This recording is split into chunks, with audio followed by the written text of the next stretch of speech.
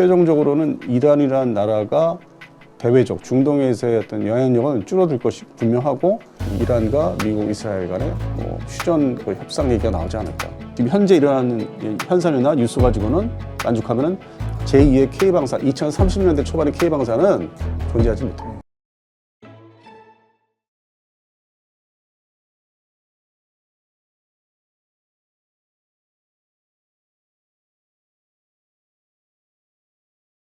네, 안녕하세요. 815 머니터 가족 여러분. 최근에 여러분들이 이제 휴대폰 켜서 아니면 인터넷을 켜서 이 주식창 혹은 여러 가지 뉴스창을 보면 가장 많이 떠오르고 있는 키워드가 바로 미국과 이란의 지정학적 리스크라는 이야기일 것 같습니다.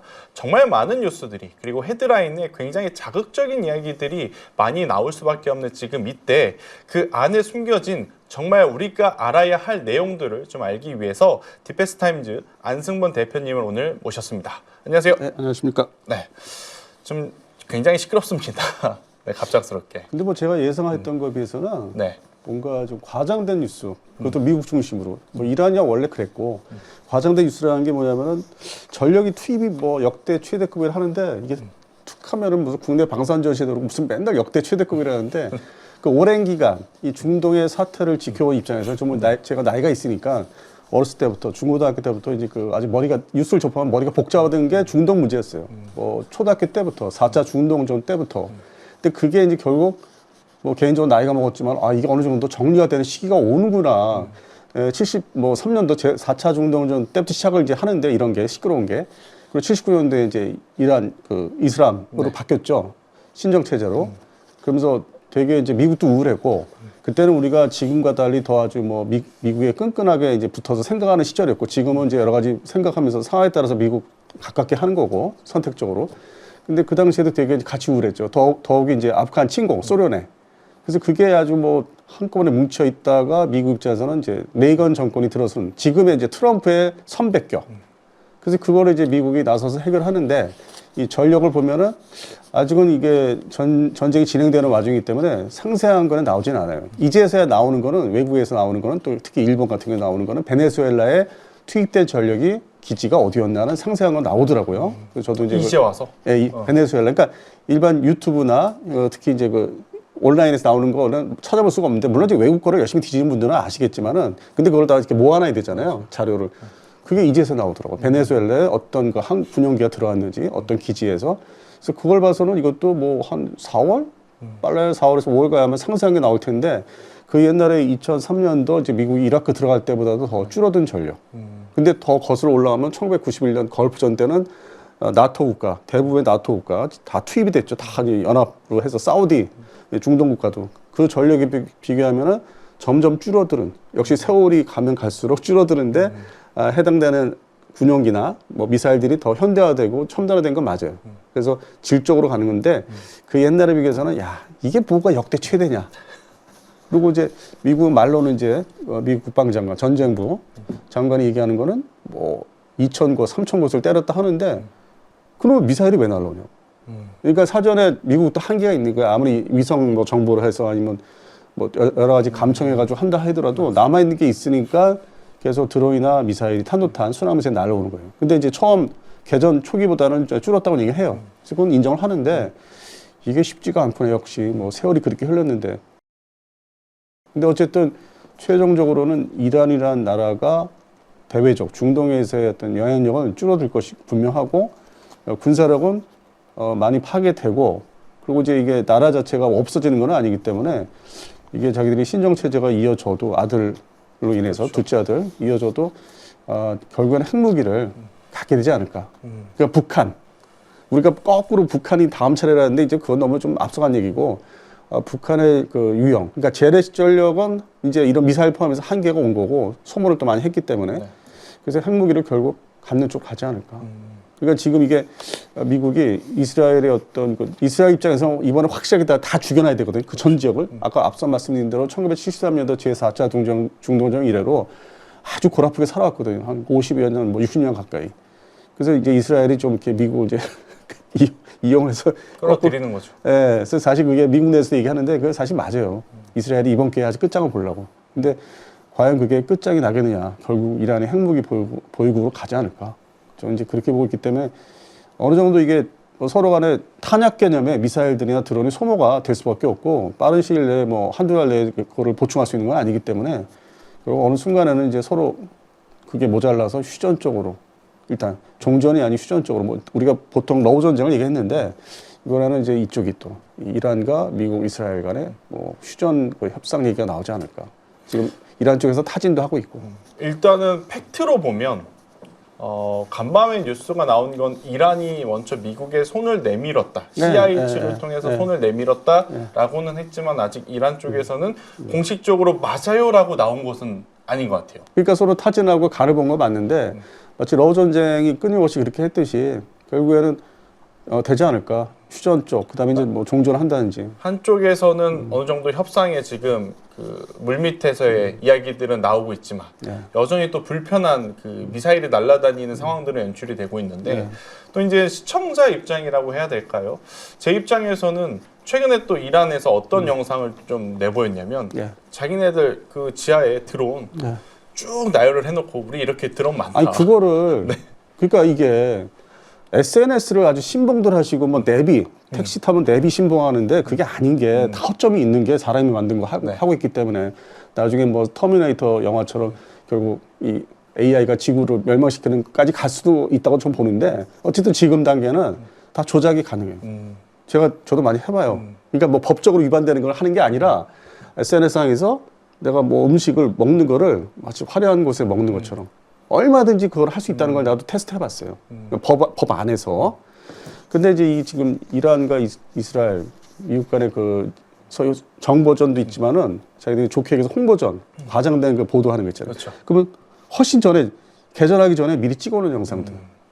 그리고 그걸 보면서 느끼는 거는 저거 입구를 막아버리면은 못 날아다니니까. 그러니까 사람들이 그냥 단순하게 생각하는 거예요. 그러니까 지하에 들어가 있으면은 모든 게 뭐 철저하게 마치 2차 대전 때, 태평양전 때 일본군이 오키나와 섬에서 옥새하듯이 막 낭떠러에 떨어진 영상들 보실 수 있어요. 옛날과 달리. 하나 그냥 누르기만 하면은.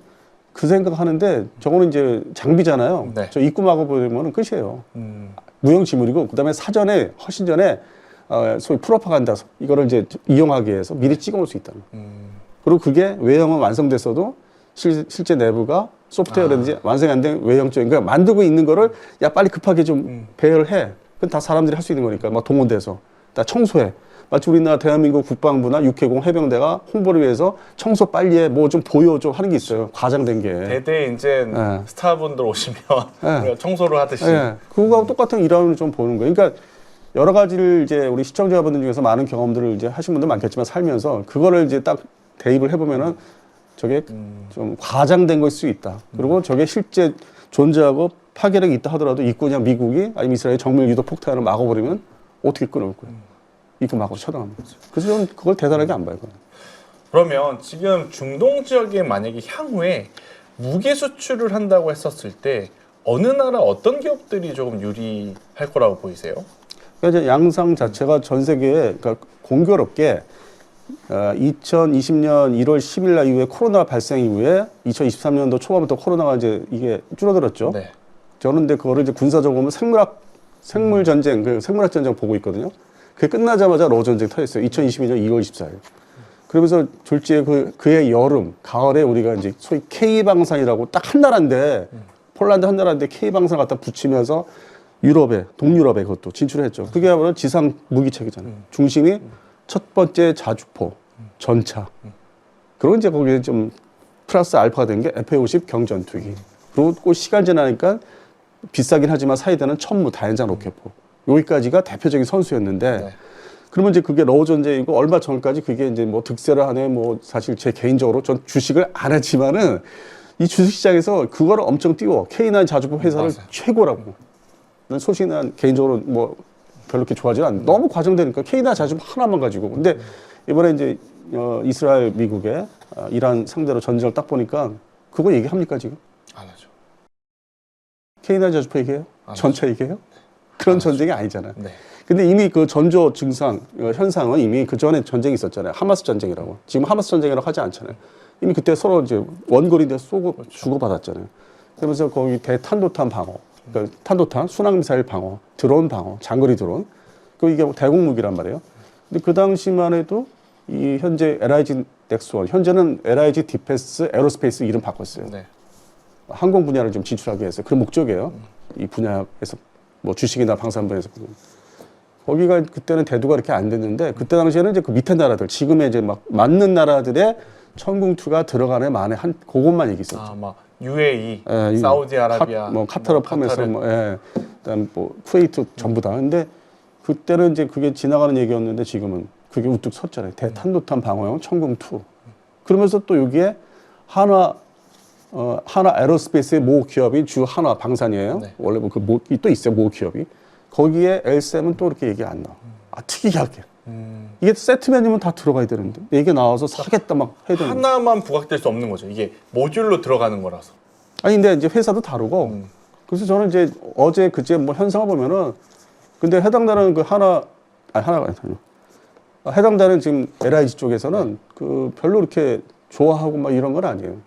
뭐 자꾸 전화 들어오고 하니까 그거에 대해서 답변을 왜냐면 뭐 93.5%의 명중률이라 하는데 근데 여기서 또 허점이 있는 게 저는 좀 비판적인 거기 그 아랍에미레이트에서 보유해서 동원한 게 5개 나라 미사일에 5개 나라. 러시아 판치르, 미국의 패트리어트, 사드 포함해서 그다음에 대한민국의 천궁2, 이스라엘제 또 바락 시리죠. 5가지가 올라간 거더라고요. 아, 그러면 이제 거기서 국내에서는 국내 언론이 하는 일이 그것만 싹 내 것만 빼서 이러는 거예요. 그렇구나. 나머지는 얘기를 안 해요. 그럼 거기서 러시아제 판치르까지 있단 말이에요. 적어도 방공. 그다음에 이스라엘제까지 얘네들이 산 거, 이스라엘제 바락 시리즈까지. 근데 이것도 워낙 성능들이 좋잖아요. 바락이 또 성능이 좋다고 유명한데 패트리어트 사드는 얘기를 아예 그냥 덮어버리고. 그러니까 우리나라만의 공이 아닌데 마치 이제 우리나라 특정 기업의 특정 기술에 대한 공처럼 몰아가는 것을 우리가 경계해 볼 필요는 있겠다. 그러니까 이제 이게 확 쏟아 이제 꺼질 때가 있다는 거지. 네. 제가 이제 객관적으로 이제 생각을 하자는 거죠. 처음에는 좋아요. 저도 대한민국 사람이니까 좋은데 저게 지속돼야 되잖아요. 맞아요. 근데 지금 이란이 아끼고 있다는 무기가 극초음속 미사일들을 이제 별도로 아끼면서 한 발 한 발 쏜단 말이에요. 그러다 한 번에 확 쏠 거란 말이에요.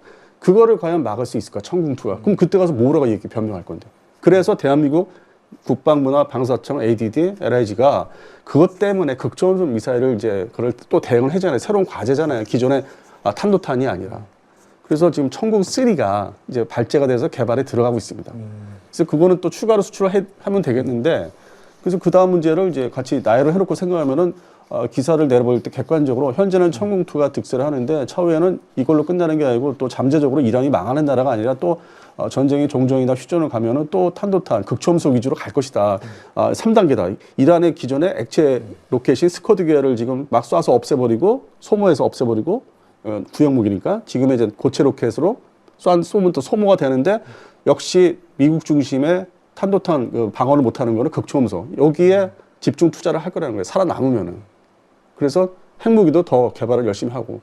그러면 바로 핵전쟁을 안 하겠지만 핵무기를 완성해도 다음번에 또 2차, 3차 그게 전쟁이 일어나면은 그때 극초음속으로 날아올 텐데 그 사이에 2026년 현재 3월에서 2030년 사이에 천궁3를 빨리 개발하는 게 또 중요한 거예요. 그 다음에 K방산을 끌어가려면은 지금은 천궁2에 만족하면 안 된다는 거죠. 그러니까 우리가 이제 방어 체계를 만드는 기업이니까 상대방의 어떤 공격 무기보다 한 발 항상 앞서 있어야 뭔가 어필이 가능한 상황이라는 거죠. 아니 이제 징후가 보이잖아요. 극초음속 미사일을 이제 아껴 쓰고 앞으로의 전력은 글로 다 옮겨갈 거란 말이에요. 왜냐면 옛날 무기들 다 썼기 때문에 이제 필요 없어서.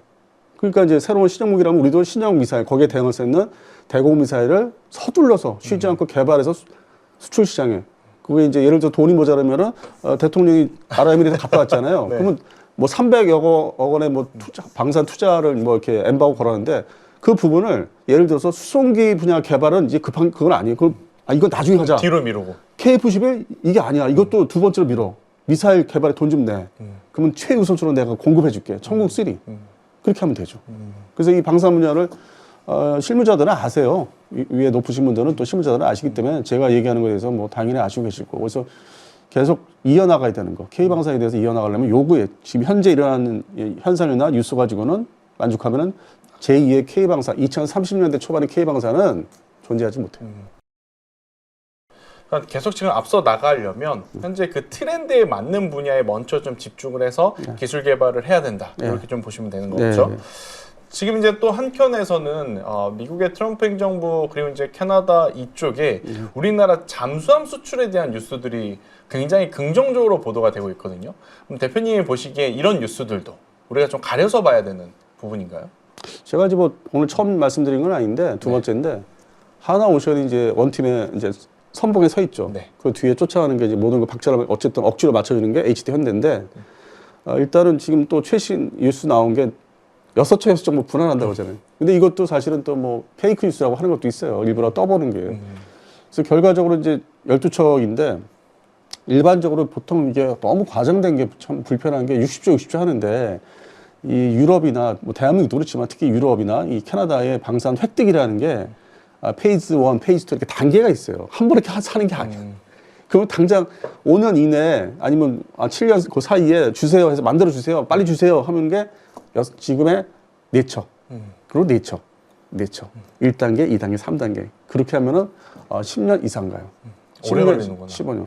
그러면 그게 당장 그게 60조가 들어오는 게 아니잖아. 그걸 분할해서 쪼개서. 근데 이제 업체 입장에서는 쪼개서 12척을 다 수주하면 쪼개서라도 회사가 유지가 엔지니어들 중심으로 유지가 되잖아요.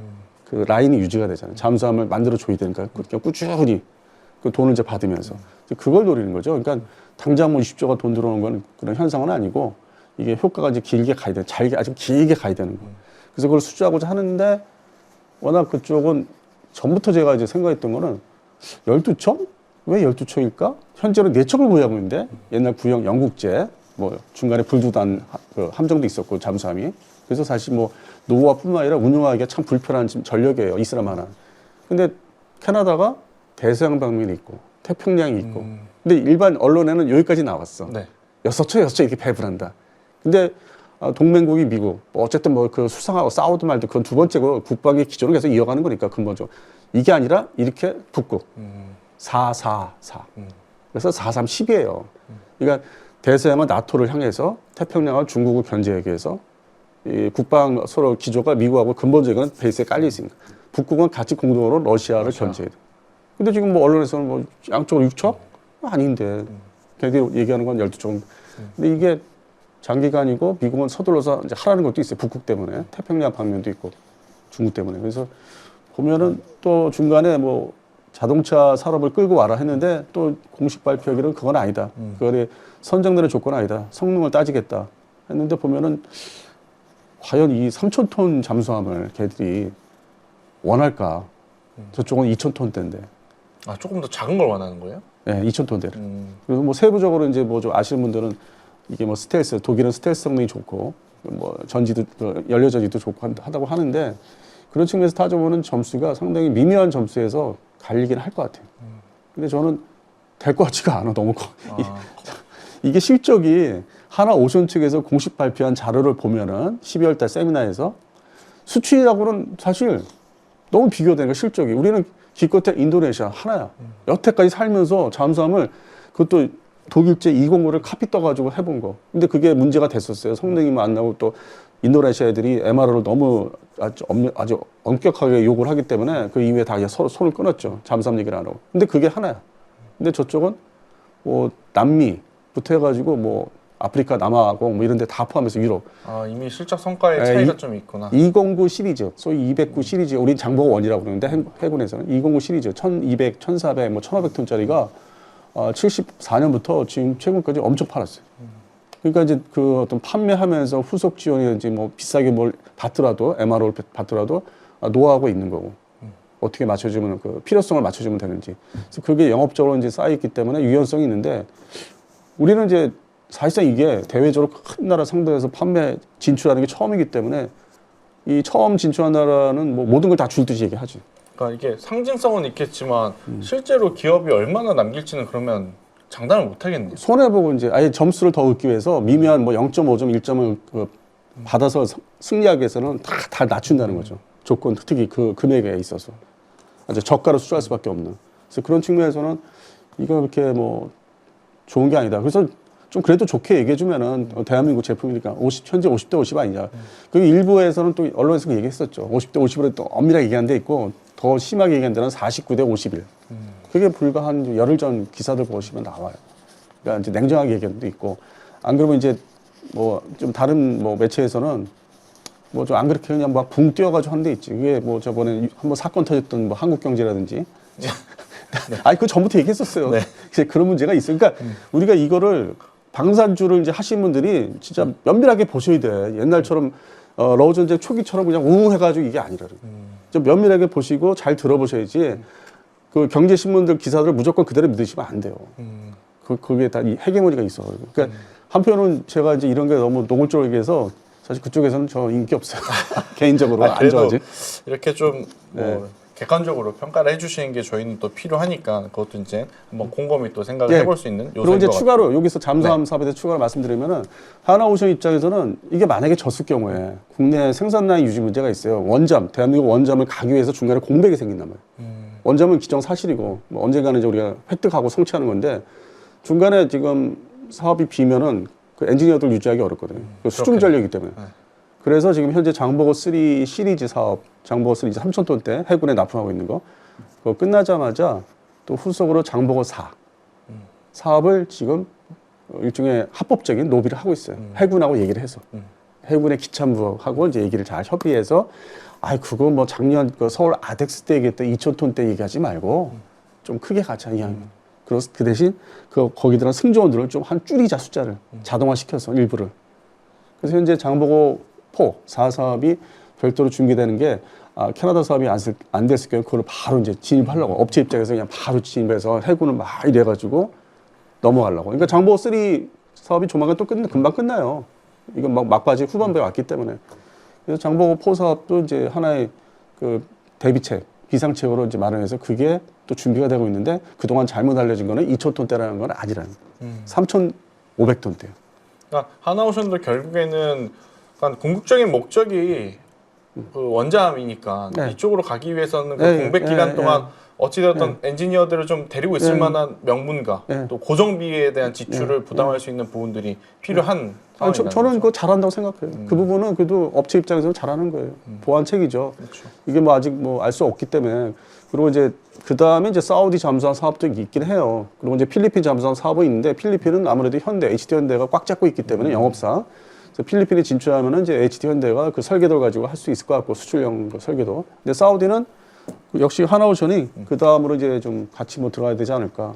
그래서 일단 지금은 이제 관망하는데 이 기사들을 이제 해외 언론이나 국내 언론을 보면은 그 시기가 결정되는 시기가 캐나다 수출이 늦으면 6월 달이라는 얘기도 있는데 뭐 빠르면 4월 달, 4월 말에 선정된다. 그러니까 지금 이제 제안서 냈거든요. 냈으니까 얼마나 안 남았네요. 얼마 안 남았죠. 그러면 이제 그 상황이 이제 우리가 한두 달 지나면 이제 됐다 하면 와 이러는 거, 안 됐다면 이제 이제 그 얘기 떠들었던 사람들이 여러 또 있어야 되고 그 둘 중에 하나가 되겠죠. 네. 그러면 대표님이 보시기에는 대한민국, 그러니까 우리나라가 2030년대 무기 체계를 어떻게 갖추는 것이 가장 이상적인 방향이라고 보세요?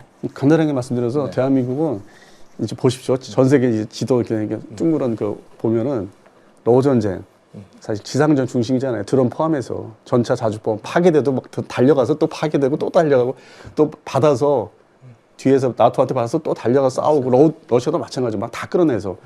근데 어쨌든 광활하니까 뭔가 달려갈 수단. 그게 이제 전차 자주포 계속 유지가 되는 거고 드론이 또 와서 계속 뽀개고 있고. 그래서 그걸 보면 야 우리도 자주포 2,000여 문이 넘는데 이거를 전 세계적으로 뭐 탑 5에 들어가는데 현대화 시키는 문제가 있어요. 뭐 유무인 복합으로 뭐 무인화 시킨다든지. 그래서 그런 과제가 있고 투자를 역시 또 해야 되고 신경 안 쓸 수 없고 전차도 소수 정예를 가야 되는. 그러니까 대량 보유 시대는 끝났고 소수 정예. 그러니까 드론까지 막을 수 있고 드론 띄어서 정찰할 수 있는 아주 그런 뭐 레이저까지 생각할 수 있고 그다음에 수소 기반의 뭐 연료를 이제 바꿀 수 있고 지금의 디젤 엔진이 아니. 그래서 이제 발전성이 있어서 뭐 K3 전차를 이제 준비를 하고 있다고 해서 구체화시키려고 지금 올해 들어와서 이제 구체화시키려고 이제 하다못해 모형이 아닌 모급으로 보여주려고 올 하반기 뭐 전시회 때 그게 좀 더 발전을 한다는 얘기거든요. 그러니까 실현된다는. 그래서 기존의 러우 전쟁 보면은 전차 자주포, 다연장 로켓포 중요하고 드론도 또 구비를 해야 되고 그러다 보니까 이제 전쟁 그 다음 전쟁이 2023년 10월 7일 이스라엘 하마스 전쟁이죠. 근데 거기서 특징이 이 땅이 딱 붙어서 여기도 하는데 아직 여기는 아직 밀접하게 붙어 있잖아요. 러우 전쟁은 넓게 붙어 있는데. 근데 이스라엘 하는 거 보면은 우리가 영상으로 이제 그동안 그 전에 접했던 거는 옛날에 공습에 비교해서 건물을 마치 무슨 이렇게 딱 자르듯이 폭탄이 이렇게 들어가서 그냥 싹 정밀 타격. 그게 이제 소위 GPS 유도 폭탄이나 아니면 레이저 유도 폭탄을 사용하는 거예요. 아주 파괴력이 큰 미국제. 그래서 그 부분이 상당히 이상적이었어요. 그러니까 사람이 뭐 죽고 이제 다치고 하는 거는 좀 안타까운데 군사적인 측면에서는 우리가 지금 이스라엘 공군, 이스라엘 IDF 국방군처럼 똑같은 전투기를 갖고 있는 나라인데 미국에 의해서 F-16, F-15, 그다음에 F-35 우리가 저렇게 할 수 있을까? 따져보니까 해당되는 정밀탄을 막 무지막지하게 우리도 막 계속 도입을 하고 있대요, 미국에서. 그래서 어느 정도 기반을 갖추고 있는데 작전을 이스라엘 군처럼 할 수 있을까?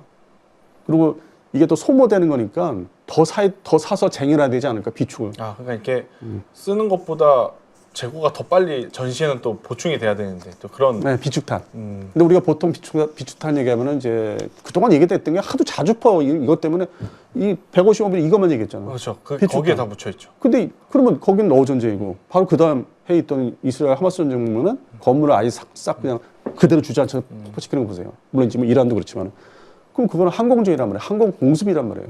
탄도탄도 아니고 다연자 로켓포도 아니고 그럼 그건 비축탄이 아니야? 그것도 그렇게 소모가 그렇게 다 때려부시려면 많이 가자지고 다 초토화시켰잖아요. 그 영상 보면 완전히 다 밀어버렸잖아요. 불도저 밀듯이. 그럼 그 많은 폭탄이 소모가 빠르기 때문에 또 지금도 열심히 사서 아니면 국내에서 뭐 면허 생산하든 많이 비축을 해야 되고 신형탄도 또 도입을 해야 되고 그래서 그런 과제가 있고 딱 있고 그러면 이제 이렇게 해서 중간에 나온 게 인도 파키스탄 공중전 거기서 처음으로 장거리 미사일이 그러니까 미국이 예전에 중동전에서 이제 걸프전 때 사용했던 장거리 미사일 그 이후에 처음으로 이제 이게 파키스탄군이 장거리 150km 이상 날아간 공대공 미사일. 근데 다행히도 우리 대한민국 공군이 이제 KF-11 양산을 들어가면서 이제 다시 실제 실탄을 도입을 해요. 근데 얼마 양이 안 된대요. 근데 그 2차 발주까지 가야 되는데 그 다음에는 이제 국산이 들어오긴 하는데 국산이 잘 나오게 하려면 시간을 벌기 위해서 외국에서 2차 발주도 해야 돼. 미티어 같은 거로. 사야 돼 그것도. 인도 파키스탄이 다 증명할 수 있으니까. 그러고 나니까 태국 캄보디아 거기도 공습전인데 기존의 뭐 F-50이나 F-16 단거리 발이 짧은 이 전투기들의 공습 능력 소위 어떤 나갔다 들어왔다 하는 그 소티 숫자 출격 숫자를 생각하려면은 조종사들의 어떤 질적 향상 그다음에 훈련을 거듭해서 필요하겠구나. 그런 조직에 대한 관리 뭐 때문에 시뮬레이터를 좀 더 교육을 더 시킨다지. 근데 이번에 공중에서 부닥쳐 아니 뭐 민가 폭격하고 그게 F-16이잖아. 안타깝게도. 그래서 그런 문제를 이제 그대로 쭉 이렇게 지구상의 전쟁을 이렇게 보면은 나오고 또 저쪽 가니까 베네수엘라 있었잖아요. 특수전, 전력, 헬기, 신형 헬기. 그리고 지금 국회에 들어갔던 707을 어떻게 다시 정신 차리게 해서 물갈이해서 혁신을 시키냐, 인적 자원을. 그게 보니까 그것도 필요하잖아요. 가서 이렇게 끄집어냈잖아. 근데 우리가 미국으로부터 그대로 배웠단 말이야. 그거 재편성. 그다음에 헬기, 신형 헬기 이제 들어올 거야. 선정해서. 큰 거나 작은 거나. 그걸 이제 다 매치시키면은 미국의 흉내를 어느 정도 낼 수 있다. 지금은 좀 저는 힘들다고요. 그러니까 이게 예시들은 있는데 이걸 현실적으로 좀 쫓아가기에는 아직 어떻게 보면 속도가 조금 모자른다라고 아니, 봐야 돼요. 그러니까 지금까지 기존에 일어난 전쟁과 특수전을 말씀드렸잖아요. 그래서 이때 이란 항공전 공습전이 지금 있잖아. 지금 진행되잖아. 다 정밀탄이잖아. 그럼 드론뿐만 아니라 우리가 드론이 좀 약한데 가서 자폭하는. 두 번째는 순항 미사일 엄청 많이 가. 제가 영상 미 해군에서 공개한 영상을 보니까 보통 순항 미사일 한 발 쏘고 두 발 쏘는 줄 알았어. 그러니까 기존에 걸프전이나 다른 걸 보면 근데 이렇게 다 보니까 9발을 그냥 연속으로 한 번에. 그래서 이거 짜이게 할 정도로 연속으로. 그럼 뭐 이게 비싸기도 하고 탄이 그러니까요. 보통 하나하나가. 1,500에서 2,000km 날아가는데 그래야 또 사실 파괴력이 생겨요. 집중 목표만 있으면 9발이 쏟아지면 그냥 사라지잖아. 초토화되잖아. 그러면 대한민국 해군도 23을 이제 6척을 향해서 가고 있는데 저만큼의 국산 순항 미사일을 가지고 있다고 하는데 저것도 비축탄이 있나? 생산을 미리 돈 주고 사놔야 되거든. 물론 이제 일정 기간 10년 정도쯤은 또 폐기하지만은 어느덧 그것도 옛날 초기에 도입한 게 10년 넘었어요. 그래서 그런 측면에서 교체탄, 신형탄 업그레이드한 거. 그러니까 순항 미사일 보니까 꽤 무섭더라고 진짜. 그다음에 탄도탄은 이제 육군 중심에. 뭐 전 세계적으로 우리가 뭐 꽤 이 5손가락에 들어가는 나라를 하는데 탄도탄 불과 1,500km 미만에. 근데 그래도 지금 이란전을 보면 더 사야 되고. 근데 공군 같은 경우는 이제 F-15, 16, F-35 요건 3세트는 있고 이스라엘하고 똑같이. 근데 여기에 비축탄을 더 사야 되고 훈련 더 시켜야 되고. 그래서 이제 이란 지금 항공전 계속 공습전 진행되고. 그러면 이제 이것이 이제 어느 정도 마무리가 될 거예요. 뭐 러우 전쟁이나 이 지금의 중동 사태가. 그러면 남은 데가 어디겠어요? 이 지구상의 마지막에 끔찍한 지역이 바로 동북아 지역인데 양안 사태라고 하는 이게 지금 이게 다 종합적으로 해서 일로 오는 거야 이제. 그래서 대한민국은 그 모든 무기를 뭐 드럼만 자꾸 얘기들 하시는데 그거 하나 갖고 되는 전쟁이 아니죠. 다 가지고 있어야 돼. 복합적으로 다 가지고 있어요. 다 가지고 있어야 돼. 다. 어떤 상황이 벌어질지 모르니까. 한반도는 붙어 있기 때문에 지상전, 전차전도 중요해요. 순간적으로 전차끼리 싸우고 북한도 전차 현대화 시켰으니까 자주포 계속 서로 DMZ상에서 서로 쏘던 게 유격되니까 또 중요하고 다연자 로켓포 중요하고 그다음에 미사일 저 중심 때려야 되고 공군도 날아가서 때려야 되고 스텔스가 또 들어가야 되고 한 면이 또 바다고. 네, 바다에서 때려야 되고 바다에서 쏴야 되고 잠수함에서 쏴야 되고 그러니까 대한민국 국방비가 지금 이거 가지고 되겠느냐. K방산 얘기하는데 과연 이 무기 가지고 되겠냐. 다 빨리 업그레이드 시켜야 되는데 대비를 해야 되는데 양안 사태, 대만과 중국이 결국 저걸 보다가 중국이 결심을 하게 되면은 뭐 제가 개인적으로 내년은 아닌 것 같고 2030년은 결심해서 들어갈 것 같아요. 그럼 그 전에 우리도 무기를 준비해야 되는 게 지금 이란 보세요. 옆에 나라 너 꼴배기 싫어 다 때리잖아요. 맞아요. 너 미국 페이지 다 때리잖아.